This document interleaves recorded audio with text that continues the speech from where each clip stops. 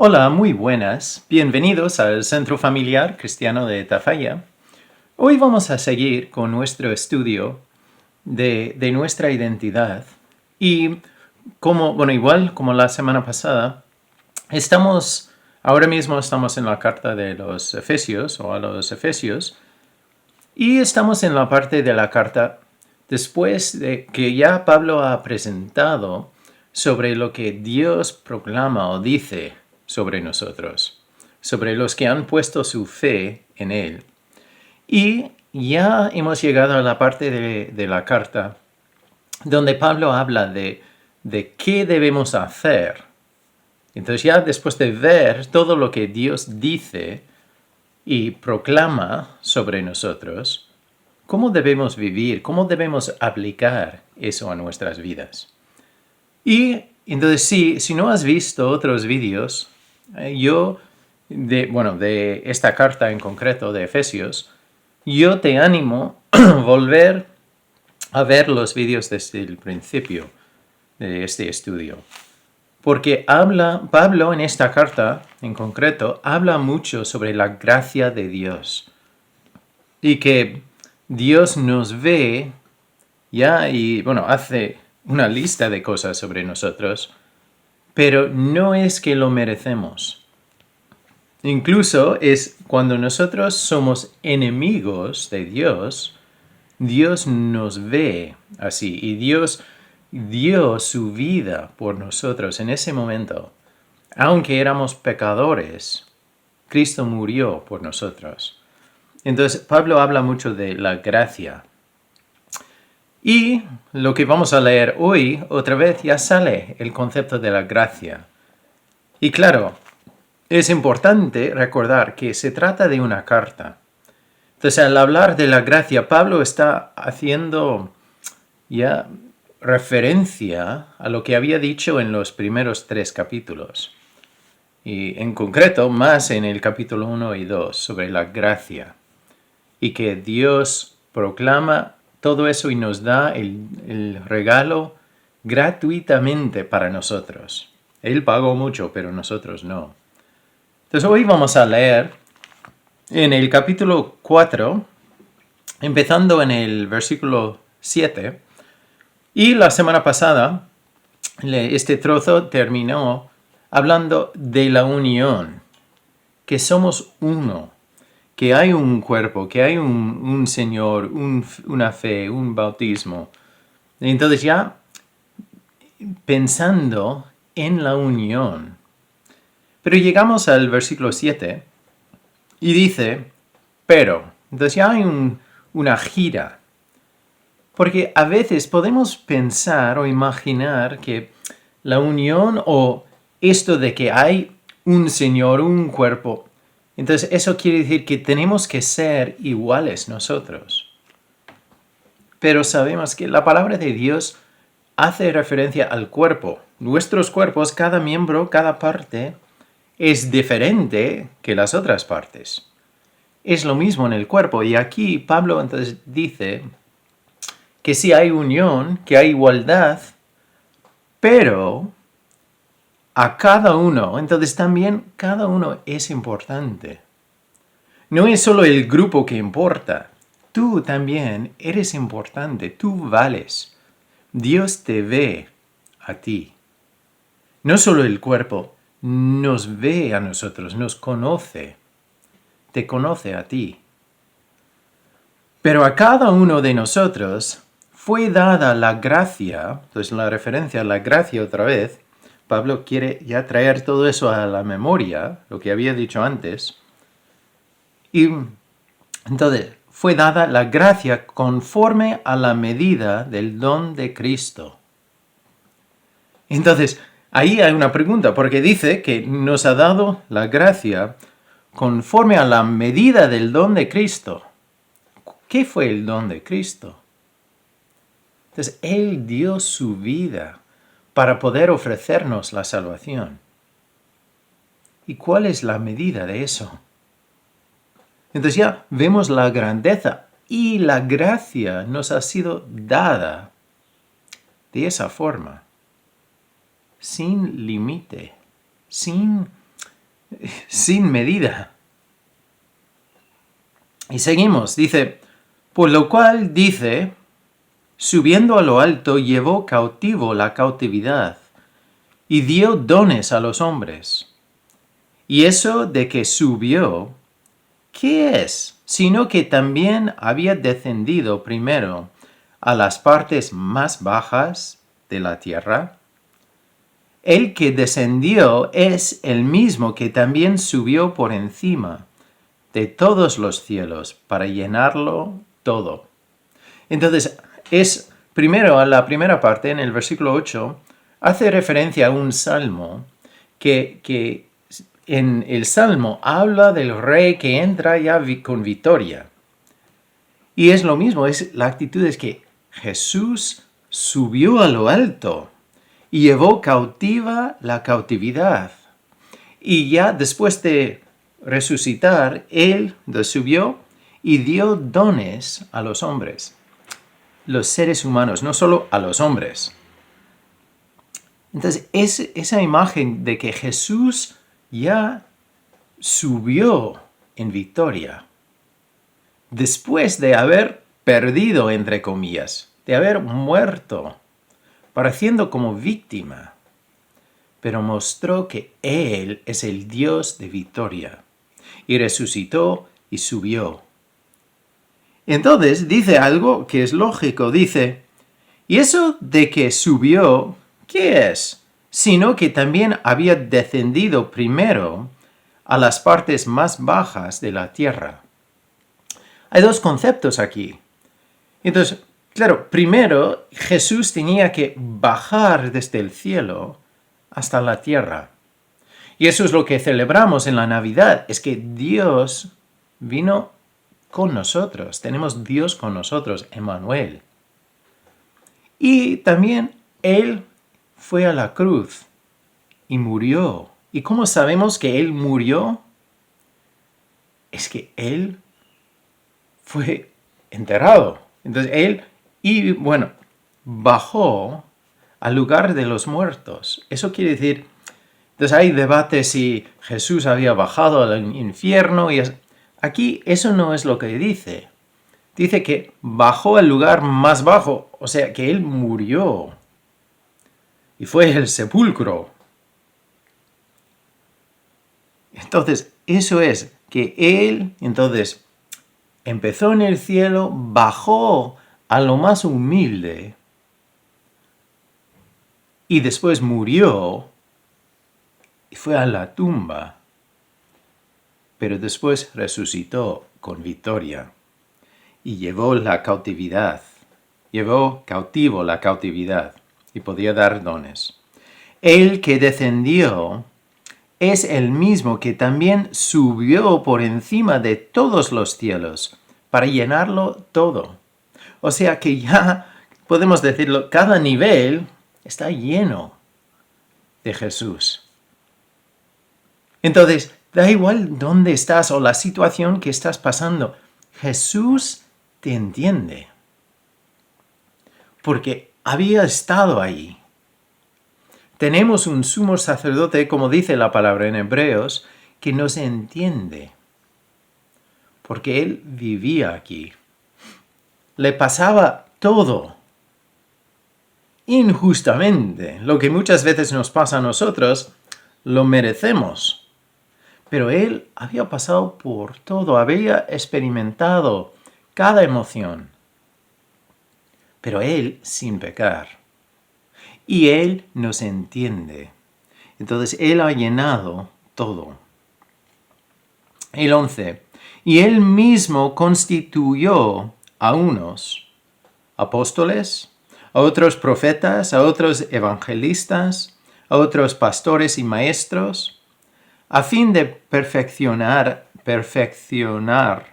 a los santos para la obra del ministerio, para la edificación del cuerpo de Cristo, hasta que todos lleguemos a la unidad de la fe y del conocimiento del Hijo de Dios, a un varón perfecto, a la medida de la estatura de la plenitud de Cristo.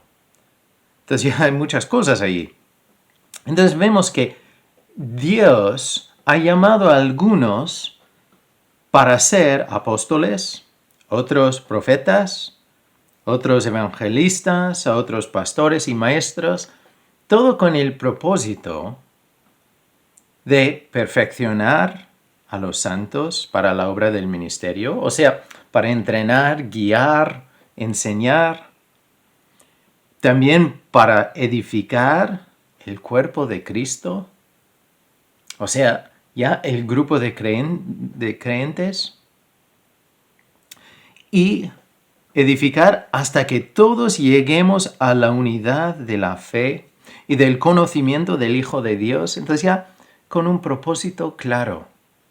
Si alguien está enseñando de la palabra de Dios para ganar o por su propio bien, no ha sido llamado por Dios, porque aquí vemos la meta, vemos el propósito que Dios tiene en llamar a este grupo. Y la meta es que lleguemos a la unidad de la fe. No nos debe ya dividir. Tantas veces hay divisiones entre las iglesias, no por doctrina, pero por personalidad. Pero nosotros, si estamos siguiendo al mismo Dios y proclamamos el mismo evangelio, aunque vayamos a un edificio diferente, somos hermanos y hermanas en la fe. Pero si enseña una cosa que es otro evangelio, entonces no son hermanos o hermanas. Por eso es importante crecer en la fe, crecer en el conocimiento del Hijo, conocer mejor su palabra y estudiarla. No solo escuchar a una persona que enseña, pero también tienes la responsabilidad de leer. Y leer en una forma ordenada y organizada. No simplemente dejar la palabra abrir a una página y decir, ¡uy, me toca esto! Y ya, el día siguiente, lanzar la Biblia y a ver hasta dónde abra. No, es empezar en un sitio. Empezar, por ejemplo, con el Evangelio de Marcos, capítulo 1, y leer hasta el final. Y Juan, y Lucas, y Mateo, o las cartas de Pablo, Filipenses, Colosenses. Pero leer, empezar desde el principio y leer hasta el final de un libro. Pero tenemos que crecer. Eso es la responsabilidad también de animar un líder, un predicador, uno que enseña, un evangelista. Todo es para guiar el cuerpo. Pero Dios llama a esas personas. Y la meta es ser. Entonces, hasta que todos lleguemos a la unidad de la fe y del conocimiento del Hijo de Dios, a un varón perfecto. Entonces ahí no está hablando solo de hombres, pero a una persona, un cuerpo de creyentes perfecto a la medida de la estatura de la plenitud de Cristo. Entonces ya de estar llenos de Cristo, de que Él tenga el control de mi vida, de que yo le conozca y viva lo que conozco. Eso es la vida cristiana. No es hacer una lista de lo que debes hacer y lo que no se debe hacer. Entonces yo soy buena persona. No. Es vivir una relación con Jesús.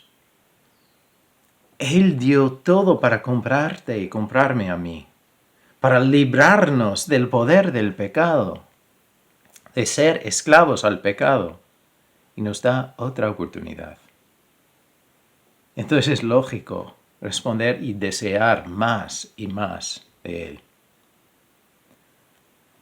Entonces, seguimos, pero queremos crecer a la medida de la estatura de la plenitud de Cristo, o sea, hasta vivir una vida llena de Él y de su presencia. Y cuando la gente me vea, que vea Dios obrando en la vida humana, en una vida humana. El versículo 14. Para que ya no seamos niños fluctuantes, llevados por doquiera de todo viento de doctrina por estratagema de hombres, que para engañar emplean con astucia las artimañas del error. Entonces ya vemos una imagen. Ya cuando sopla el viento, las hojas secas vuelan. Hay un detalle importante, hay hojas secas. ¿Por qué son secas? Claro, ya no reciben lo que necesitan del árbol y se caen. Ya viene cualquier viento y vuelan. Eso es lo mismo que pasa con un creyente no maduro. Ya, entonces, como no recibimos lo que necesitamos, lo que nos nutre, lo que nos alimenta, entonces ya somos hojas secas. Y viene una persona, viene un pensamiento, viene un mensaje, y bueno, me suena bien. Es curioso porque Satanás siempre en la palabra de Dios, cuando él intenta engañar a alguien, incluso a Jesús, lo que hace es coge un poco de la verdad y echa como 2 tazas de mentira y lo mezcla y lo presenta. Y así suena bien, pero no es verdad. Engaña. Pero engaña, como dice aquí, a los niños fluctuantes. Es como un niño pequeño que ve algo que brilla y Eso es lo que el enemigo quiere hacer con nosotros. Pero aquí, entonces Pablo nos está diciendo, mira, tenéis que crecer. Tenéis que seguir la enseñanza. Tenéis que seguir estudiando para crecer y no ser como un niño así. No ser como una hoja seca. Sino, en el versículo 15, sino que siguiendo la verdad en amor, crezcamos en todo, en aquel que es la cabeza. Esto es Cristo. Entonces, para no ser como un niño fluctuante, es seguir la verdad. Seguir la verdad. Pero hay un poco más. Seguir la verdad en amor. Y la palabra que se usa ahí para amor quiere decir como un banquete de amor. O sea, si tú estás en una piscina llena de amor, entonces lo tienes en todos los lados, claro, al salir, ¿qué vas a vivir? ¿Cómo vas a hablar de la verdad? ¿Vas a ir ahí pegando a la gente? No, vas a hablar en amor. Como has experimentado el amor, lo vas a comunicar también con tus palabras. Y por eso nos dice que debemos seguir la verdad en amor. Reconocer que no hemos ganado su amor. Él nos lo da. No porque lo merecemos. Otra vez entra el concepto de gracia. Entonces, vivimos el amor porque Dios nos ha amado a nosotros, lo hemos experimentado. Y entonces ahí está una pregunta para nosotros. ¿Hemos experimentado ese amor de Dios? ¿O seguimos intentando decirnos a nosotros mismos que tengo que merecer o tengo que ganar el amor de Dios? Tengo que ser buena persona. O tengo que estudiar o hacer estas cosas para poder recibir el amor de Dios. Si ese es el tipo de amor que buscas, te tengo que decir que no es el amor que sale en la palabra de Dios. Entonces, vuelve a lo que pone en Romanos 5:8, que Dios muestra su amor para con nosotros, en que nosotros, siendo aún pecadores, Cristo murió por nosotros. El amor de Dios no lo hemos ganado. No lo merecemos. Y encima le costó a Dios mucho para poder mostrarlo. Nuestra respuesta es seguir la verdad en amor, es vivir ese amor, es aplicarlo a nuestras vidas. Y reconocer que tampoco no hay nada en este mundo que nos puede separar del amor de Dios. Hay seguridad, hay propósito. Entonces nuestras vidas valen y Dios lo ha mostrado. Pero podemos crecer siguiendo la verdad en amor. Crezcamos en todo, en aquel que es la cabeza, esto es Cristo. Entonces ya creciendo en Cristo. Y otra vez, ¿cómo podemos crecer en Cristo? Es caminando con Él. Es aprendiendo de Él. Reconociendo que Él nos está allí guiando. Y quiere que pasemos tiempo con Él, leyendo la palabra. Orando con Él, reflexionando sobre lo que vemos aquí.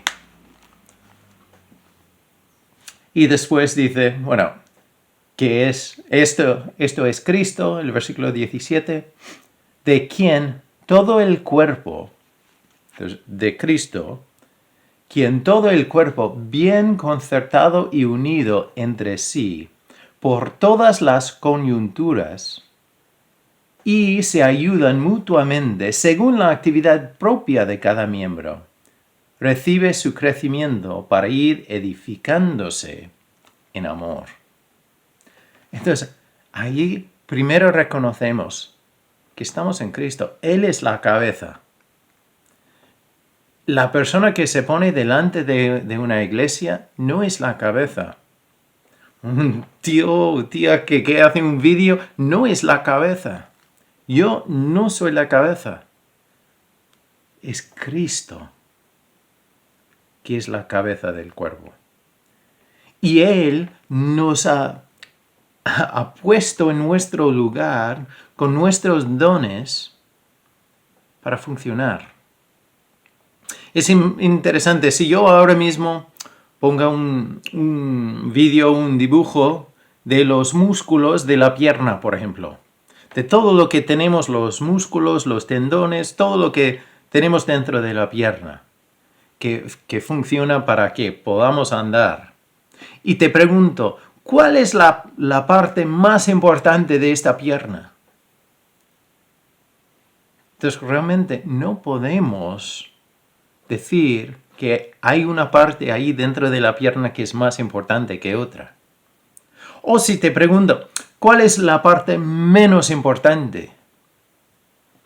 Tampoco se puede contestar, porque cada parte, cada pieza tiene una función. En el momento cuando una pieza, aunque sea una pieza pequeña, deje de funcionar, la pierna ya no funciona. Entonces ya la pierna duele y no puedes caminar bien. Eso es la imagen que Dios quiere que entendamos, que cada persona es importante en el cuerpo de Dios.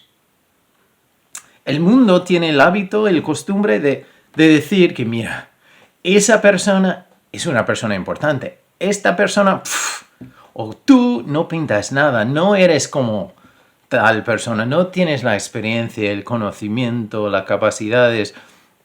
¿Qué puedes hacer tú? No pintas nada, no eres importante. El mundo dice cosas así. Pero ¿ves lo que dice aquí? Cada miembro es importante. Entonces, unido, entonces, Jesús ha hecho todo el cuerpo bien concertado y unido entre sí por todas las coyunturas que se ayudan mutuamente, incluso las piezas, los tendones, las cosas pequeñas. Entonces, se ayudan mutuamente, hacen su función según la actividad propia de cada miembro. No diciendo, pero en Corintios hace esa ilustración de que si el ojo dice, ¿por qué no soy como el oído? Entonces, claro, el cuerpo no funcionaría como debe. Lo mismo aquí. Cada miembro tiene una actividad propia. Y cuando cada miembro, cada pieza hace su función, recibe su crecimiento. Entonces ya puede crecer para ir edificándose. Entonces ya para seguir haciendo más y más y más. Y es importante porque después también dice algo importante. Para hacerlo en amor. Y otra vez es la misma palabra, en un banquete de ya amor sobreabundante, que ya va, es, como una explosión de amor, sin límite.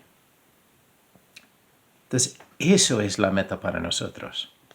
No vivir yo solo haciendo mi vida. No, Dios me ha llamado a ser parte del cuerpo. Y aunque hay momentos cuando igual estoy frustrado con otro miembro, tengo que ver que tiene una parte importante en el cuerpo. O igual me veo a mí en el espejo y digo, es que yo soy un fracaso.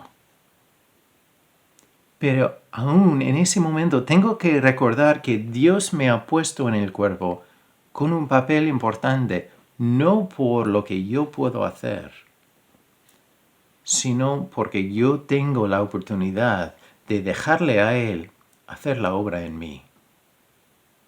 Y a través de mi vida, Él puede ir edificando y haciendo crecer el cuerpo. Pero yo tengo que reconocer mi lugar y servir en ello. Y reunirme con otros.